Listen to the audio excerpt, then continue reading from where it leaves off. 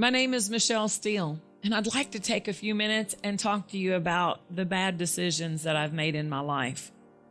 I spent much of my early life as an addict.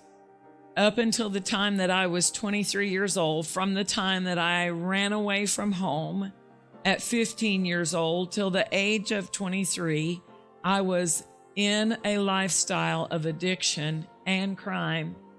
I almost went to prison for 10 years for 3 counts of attempted armed robbery. I died of drug overdoses, some that were attempts at suicide, where I took an entire bottle of pills. That didn't just happen once, that happened twice. There were 2 times that I literally died with my heart stopping and them having to do CPR to bring me back to life because of the cocaine overdoses. The first time that I died, I'd been doing cocaine for days upon end. We had an unending supply at that time, and we would just go get more, and we were just, because we weren't eating and we weren't sleeping, we were just doing cocaine. We needed to put more in the syringe to be able to feel it. And then the person who was doing the cocaine with me, he forgot what he was doing, and he gave me 2 doses, his dose and my dose at the same time. And my heart stopped. And when my heart stopped, I fell back on the bed and my eyes rolled back, and I then stopped breathing. There was another person in the room who grabbed all their drugs and ran out the door. And the person, my first husband, who had given me his shot and my shot, he didn't know how to do CPR, but he did know that my heart needed to start beating again. So he drugged me into the shower and he turned the cold water on, and he began to take his fist and beat me in the chest until my heart began to beat again. And I began to breathe. And it took an hour before I could speak. It took an hour before I could answer any questions. I remember I was soaking wet, and I was laying there on the hotel bed in my clothes, soaking wet. And he kept asking me to tell him my name or his name or what year it was or who I was. He kept asking me these questions. And when I finally could speak, the very first thing I asked for, the only thing that was on my mind is, do we have any cocaine left? That's how deep in addiction I was. And I have to admit, I did not start the crime, the prostitution, the stealing. I didn't start those things to meet my addiction need. I actually did it differently. I began turning to drugs to deal with what I was doing. I remember making the statement, I will never be sober another day in my life. I was so ashamed of the life that I was living, the mistakes that I had made. I ran away from home. When I was 15 years old, I burnt all the bridges with my family. My family couldn't trust me. My family didn't talk to me. I didn't have relationships with them. At one point, when I had tried to reestablish a relationship with my mother, and I'd let her help me take care of my child because I was in addiction, she began raising my child, and then they made me take my child away from her, and that ruined that relationship again. There were so many things in that addiction because of the addiction was the way out of the mistakes I had made. I could forget about my shame. I could forget about my pain. I could, like that proverbial song is, just a little pinprick. Yeah, I knew if I could get another shot, I wouldn't have to look in the mirror. I wouldn't have to deal with who I was. I wouldn't have to think about who I had wronged. I wouldn't have to think about all of the degrading humiliation of sleeping with men for money, of sleeping with men old enough to be my grandfather, climbing in and out of trucks selling my body, climbing in and out of hotels selling my body. I didn't have to deal with it if I could get high. And so I became an addict to deal with the decisions that I was making. You know, when I'd ran away from home, the guy that I ended up with, who we later married, but the whole time I was married to him, he was my pimp. So it wasn't marriage like people would think of today. It wasn't marriage where I was trusting in my husband and that we shared a life of love. It was a very different situation. And so he was my pimp, and that marriage was convenience, because what he would say to me is, what you have is mine and what I have is mine. You know, most people would say what's mine is yours and what's yours is mine, but not in his book. What's yours is mine and what's mine is mine. And that was the scenario that I was in. But I was so addicted to him. That part of the reason I started doing the things that I was doing was to try to get him to love me, try to get him to be mine. And that never quite worked. And it was from the time that I ran away at 15 years old until the time that I was 23, that he and I both lived this life of crime, this life of addiction. And during this time, we had children. And as I said, other family members were raising those children. That added to my guilt, that added to my humiliation, that added to my failures. And so by the time that we were facing the possibility of prison time, because we had went on a crime spree, which in that crime spree, he robbed 3 gas stations, or one of them he attempted to rob. He did rob 2 of them. So we were I was being charged with attempted armed robbery because I was with him in the car, and he was being charged with the robberies. By that time, I was so involved, I was so under the control of the addiction that I couldn't stop. It did have a hold on my life, and I help people now who have been in addiction. And one of the things that I can identify is that in the beginning, when we began those decisions, when we began choosing to go get high and choosing to submit ourselves to that drug, we thought we were in control and we thought we were making the decision. But at some point, that drug and the force of the enemy, the force of Satan behind that drug, he energizes that addiction until it becomes something that we no longer have the choice to say, I don't want to do it. Because I did come to that point where I didn't want to do it, but I couldn't stop. And I want to just share some thoughts that held me in addiction. And I just want you, if you're facing something like that, maybe it's not a drug addiction, maybe it's an alcohol addiction or a food addiction, or maybe you're in a lifestyle, and some of these thoughts might identify for something that you've thought as well. But these are thoughts that held me in addiction. One of them was, there's no exit from the fast lane. There was a song that was really popular during this time, a Southern rock song. It was Life in the Fast Lane. And this song was a description really of addiction. When you get over in that fast lane, there's no exit off the fast lane. Surely it'll make you lose your mind, right?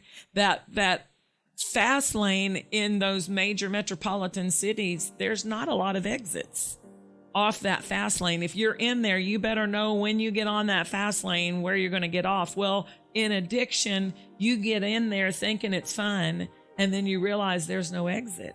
It's like the Hotel California song, which was also an addiction song. You can check in, but you can never leave. And that was where I found myself. I didn't think there was an exit out of the life that I was living. I thought my life was beyond repair anyway, because by the time I'd come to this point, I was homeless. I'd lost I didn't have money. I didn't have a car to go to a job to get any money. I had ruined all my family relationships. I couldn't borrow any money. I had warrants. I had warrants for my arrest. I had lost my driver's license, so I couldn't drive a car, even though I didn't have a vehicle anyway to go to work. I couldn't have driven it legally because I'd lost my driver's license. If they pulled me over, I'm going to jail. There was so many things stacked against me that it made me want to just give up anyway. I thought, my life is wasted. It's beyond repair. And, you know, at the lowest point, we were facing being charged with a time in prison. But the day after we were charged with it, my husband died. He died of a drug overdose. And in that, what I thought was already a life out of control, when he died, my life really went out of control, because he had been the one telling, even though it was a controlling manipulation, he was the one who told me what to do.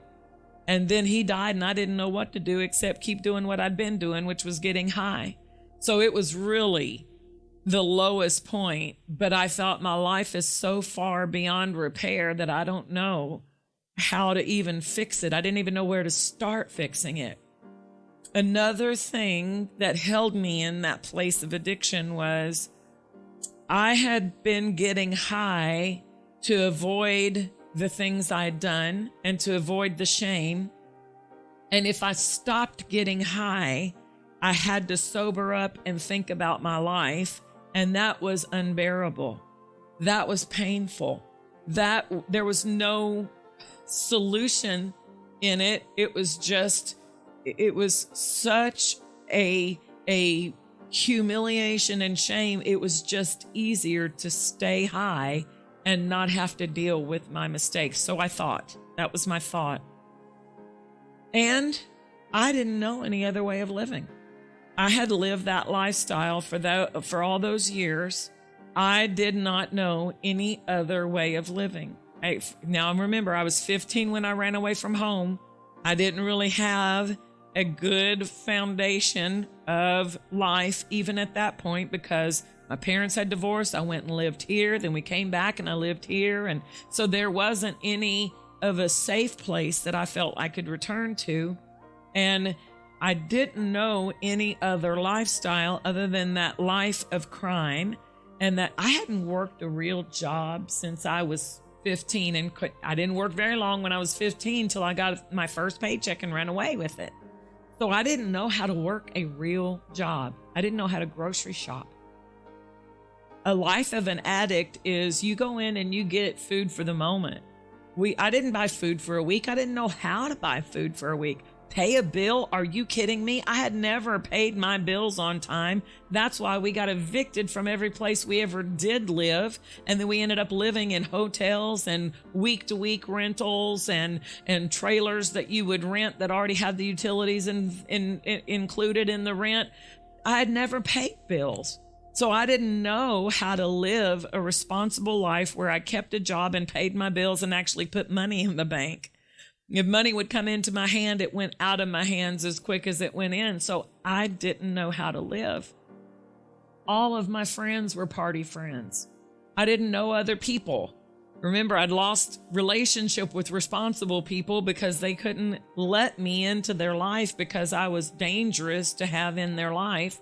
And the family that we did have around really kept us at a arm's length because we were thieves, we were addicts, and we were untrustworthy. So I did not know any other lifestyle. The places I went were drug places. I didn't know where else to go. The people I hung out with. And so those were things that held me in this place of staying in this addiction. And I'll tell you another one that I found out maybe after I was rescued from that lifestyle. I didn't recognize it at the time, but I can look back and I can see it. I felt like I deserved the life I was living. It was a way of self-punishment. I didn't deserve better. I'd never been a good daughter. I'd never been a good mother. I'd never been a good wife. I'd never been a good anything. I had been a liar. I had been a thief. I had been one who would steal from you. I had been one who took her kids' money and got high on it. I deserved what I was getting, and in a way it seemed like it was self-punishment. And then I didn't think about this one until there at the very end of that life of addiction. It was this: someone had invited my first husband, the one who passed away. Before he passed away, just days before he passed away, his grandmother made him promise he would come to church. And he went to church with her, and he wanted me to go with him. And that was the first time since I had lived with my grandparents that anybody had thought about inviting me to church. I'd had some times when I was in 5th grade, maybe, where I went with some friends from school, but it was youth group, and it was fun. It was singing. It was just, interacting with the youth. It wasn't really thinking about God. And so when he invited me to go to church with him, where his grandmother, which was where my children went to church, I said something I didn't even knew I thought until he confronted me and tried to coerce me into going to church. I said, I don't need God. But what I thought was, God hates me. I was trying to act tough. I don't need God. You go if you think you need God. I'd gotten a little bit of attitude by then, even though he would beat me, even though if I backtalked him, he would slap me down.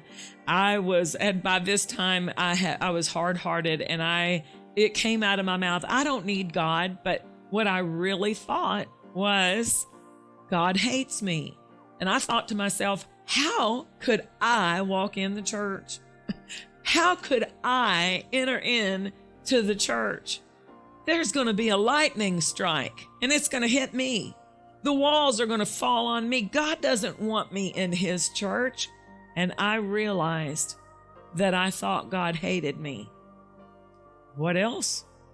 That's why I never turned to God. That's why I didn't go to him for help. I thought God hated me. I was convinced of it until I was in the ICU unit. They were keeping my husband's body alive. He was brain dead, and his brain was swelling. Through the sides of his head, you could see the brain swelling. And we were preparing to take him off the machines. And this man from church who had prayed with him the day before wanted to take me to the chapel and pray with me. I'd been getting high in the hospital. My friends were bringing me drugs in the hospital. I was shooting up Dilaudid. I was shooting up cocaine in the hospital. I didn't want to talk to this preacher. I was in the worst condition of my life. And the answer of God comes, and I'm thinking to myself, I want to get rid of this guy. I want him to quit talking to me. And so when he would ask me questions, I would be like, yeah, okay, right, And I was so rude. And he didn't care how rude I was. He wasn't there to make me like him. He was there to make me think. And he would ask me questions in a way that made me answer that yes and no wasn't an appropriate answer. I couldn't get away with, yeah, whatever.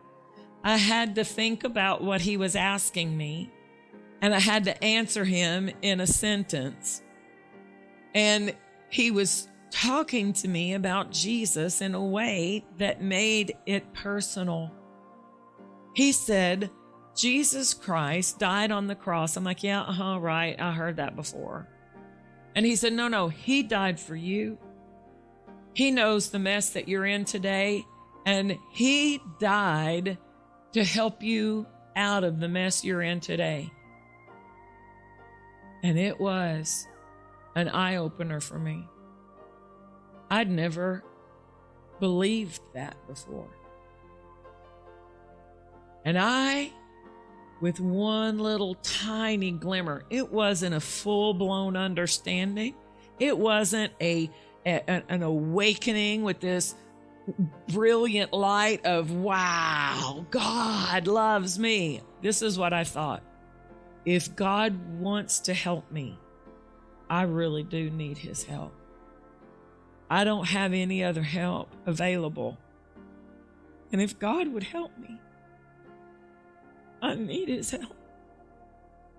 And I prayed with that man a prayer that opened up the door for God to start working in my life. I asked him to help me. We took the machines off of Bo's body and he passed. I was such a mess at the funeral, they almost kicked me out of his funeral. I was high. I don't remember where I was the night of his funeral after. I don't remember who told my kids their dad died.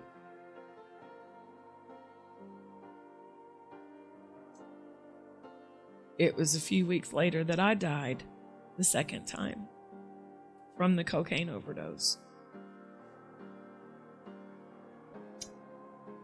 I had asked God to help me, but I didn't know where to find his help. And I went back to the life that I knew, the only thing I knew in my ignorance and my lack of knowledge. And I ended up staying with this guy who owned a bar, and he was a cocaine supplier. And I sat in the back of that bar in the projects of East Nashville, and I shot cocaine day and night and day. And because I couldn't feel it, I hadn't been eating, I hadn't been sleeping. All I'd been doing for 3 long days was getting high. And I said, can you put more in there? Because I can't feel it anymore. That should have been a signal.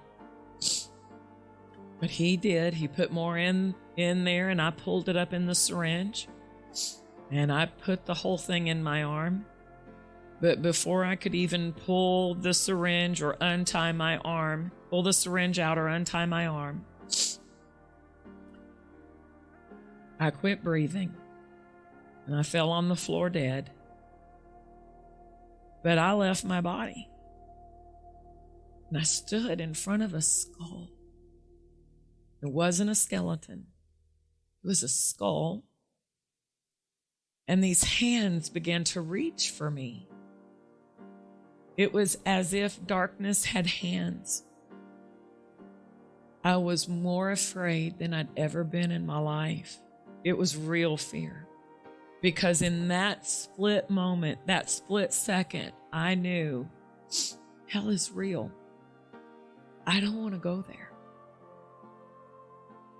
And as those hands were reaching for me, trying to pull me into death, I ran back to my body with all my power, with all my might.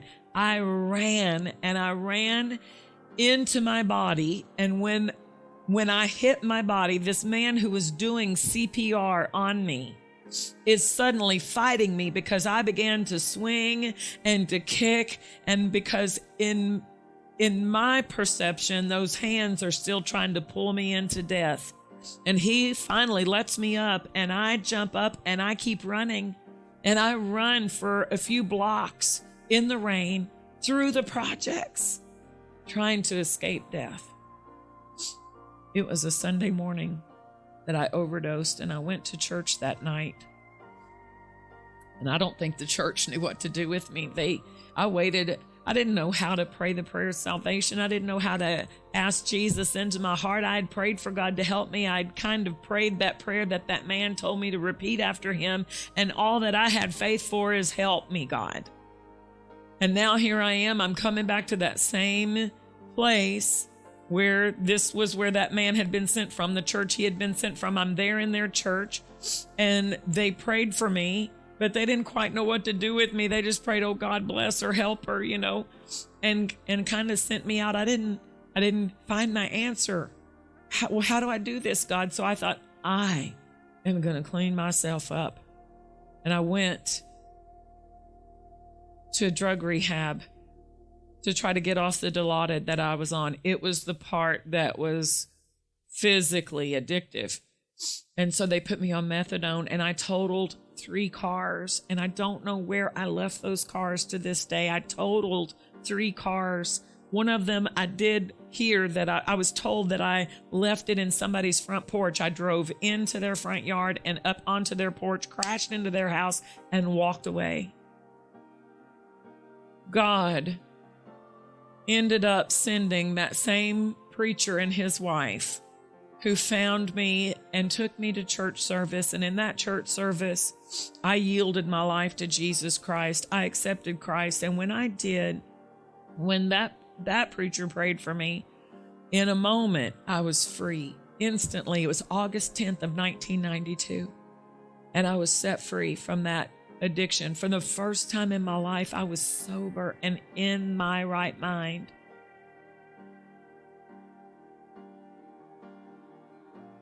I'd never been in my right mind since I was a kid. Never able to think straight, never free from that shame, free from that pain. For the first time, I could think right. And from that day to this, God's brought me a long way. Now I want to tell you something. Everything still looked hopeless. I was living in a car. The car did not have a title because it was a stolen car. I did not steal the car, but I bought this stolen car, not realizing it. I had nowhere to go, nobody to turn to. I was just trying to put my life back together. Everything was still as hopeless as it was before, but now I had God helping me. And I just started depending on Him. And step by step, little by little, God restored my life. I was able to get a secure, legal job. I was able to get a home. And in doing so, I was able to regain custody that I had lost of my children. I had my children back. I had a job. I had a little apartment. And a year later, God brought the man of my dreams, who loves me like Christ loves the church, into my life. And we married. And today we serve God all around the world through preaching the gospel, through television. And if you had come to me when I stood on the street corner selling my body for $20 and told me, one day you're going to be on national television preaching the gospel, I would have laughed you off the street that I was selling my body on. But today, God has rebuilt my life, and I'm not who I used to be, and I'm not what I did. And I want to tell you, no matter how hopeless it may seem, no matter how wrong of decisions you may have made in the past, no matter how far down that road you've gone, and you think there's no exit, there is an exit off the fast lane. There is an exit out of that hopelessness. There is a rescue for what you're going through, and His name is Jesus. And if you'll call on His name, you don't even have to understand fully everything. If you'll just say, Jesus, help me, like I did, He'll start helping you. But I do want to tell you this, so that you can at least be a little bit further along than I was and miss some of that near-death experience that I had to encounter because of my lack of knowledge. When Jesus died on the cross, He died the death that you deserve. He died in your place, and His blood will cleanse you from every sin that you've ever done. every mistake you've ever made, every failure, every error in your life, Jesus can wipe away all record of your wrongdoing. And if you will accept him as Lord and begin to submit to him, he will put your life back together, and it will be a life that's better than anything you could dream. You might think you know what's best for your life, but the one who created you knows what he put in you, and he knows how to make your life worth living. So I want to challenge you today. Accept Jesus Christ and the sacrifice that he made. You don't have to know everything, but just believe that Jesus died for you and God raised him from the dead. Say this with me. I believe that when Jesus Christ hung on the cross, he died the death I deserve. His blood cleanses me because today I accept Jesus as my Lord, as my Savior. I believe God raised Jesus from the dead. I ask you to lead me into the life that you have for me. The Bible says if you believe in your heart and confess with your mouth, believe in your heart that God has raised Jesus from the dead, confess with your mouth, it's in Romans 10, you shall be saved. Now, from this moment on, there are two vital things for you to come into this place of restoration that I found myself in. Number one, you need a Bible. The Word of God is the spiritual nutrition. You say, I don't understand how to read that Bible. You will understand more now than you did before because you have accepted Jesus as Lord. You need a Bible because the Bible helps you to understand the plan of God for your life and feeds you the spiritual strength that you need to be able to walk in the victory that belongs to you. And number two, you need a local church. Jesus is the head of the church, and he designed the local church to be the place where people grow. So ask God to lead you to a healthy local church that believes the Bible. I thank you for taking the time to listen to me today. It has been such a thrill for me to get to share with you the bad decisions that I made and the right decision that changed them all. Thanks for tuning in.